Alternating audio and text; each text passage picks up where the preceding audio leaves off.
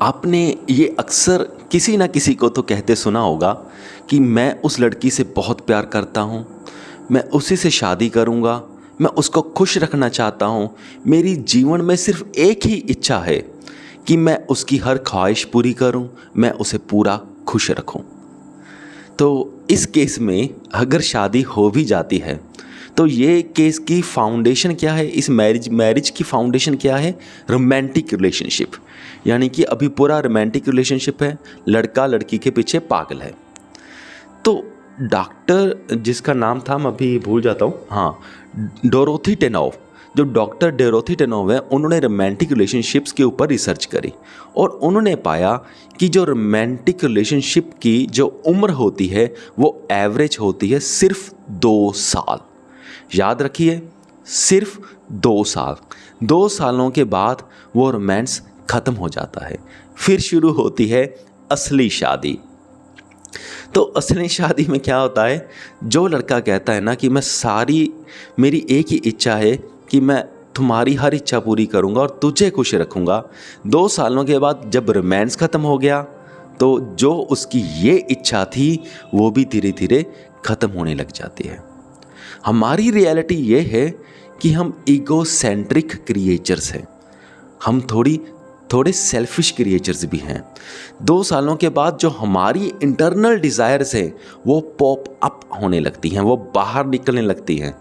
फिर लड़के को ये मन करता है कि मैं अपनी डिज़ायर्स पूरी करूं। जो उसकी पहली वाली डिज़ायर थी कि मैं लड़की को खुश रखूं, वो कम होने लगती है और उसकी अपनी डिज़ायर्स ज़्यादा होने लगती हैं। जब ऐसा होने लगता है तो तब लड़का सोचता है कि ये क्या भी, अब तो मुझे अपनी डिज़ायर्स पूरे करने में मज़ा आ रहा है, मेरा वहाँ पे मन कर रहा है और इसको इग्नोर करने के मन कर रहा है, ये मेरे साथ क्या हो रहा है?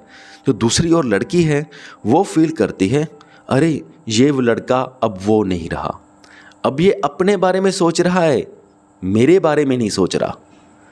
तो जब ये चीज़ें आ जाती हैं तब शुरू होता है झगड़ा, कन्फ्लिक्ट्स, और तब शुरू होती है असली शादी।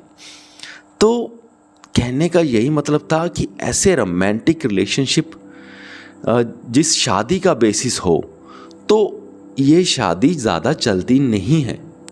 शादी चलाने के लिए हमें और भी बहुत कुछ करना पड़ता है, हमें और सारे रास्ते ढूंढने पड़ते हैं जहाँ पे हम साथ चल रहे हैं। क्वालिटी टाइम स्पेंडिंग, इकट्ठे कोई भी काम करना जो दोनों को अच्छा लगता हो।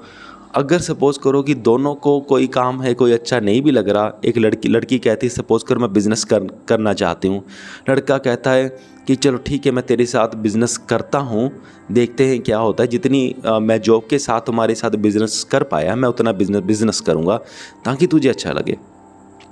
तो उस केस में हो सकता है लड़के को ज़्यादा अच्छा ना लगे, पर थोड़ा बहुत उसे सेक्रीफाइस करना भी पड़ेगा, टाइम का सेक्रीफाइस भी करना पड़ेगा, थोड़ा बहुत बोरियत भी होगी क्योंकि अब उसे बिज़नेस अच्छा नहीं लगता।